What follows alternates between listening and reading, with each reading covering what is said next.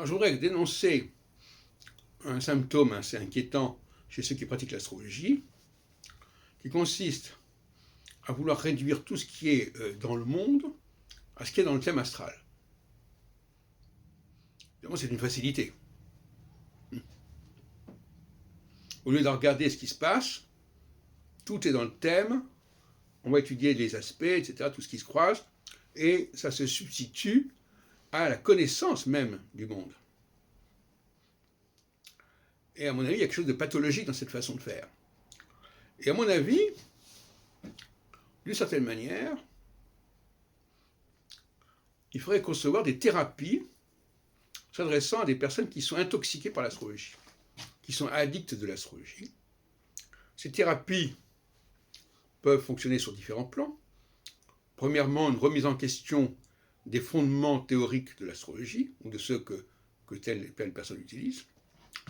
Et deuxièmement, une façon d'expliquer aux personnes que l'astrologie, c'est quelque chose, c'est un outil de travail, et c'est pas quelque chose un outil de travail sur les sociétés réelles, sur les personnes réelles, et pas seulement une sorte d'abstraction.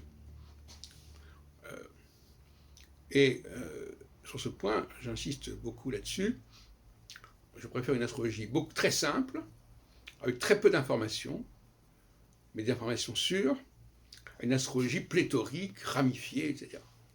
Ça aussi, c'est un débat. Par exemple, je suis attristé de voir que André Barbeau, par exemple, réduisait le cycle saturnien aux conjonctions qui ont lieu tous les 36 ans. C'est hallucinant de voir ça.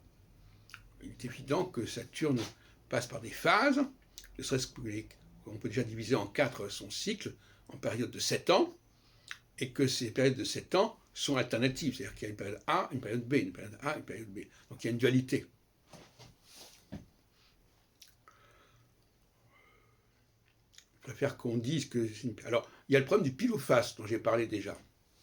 Les gens disent, oui, mais vous comprenez, s'il n'y a que A et B, on a une chance sur 2 d'avoir raison. Non, parce que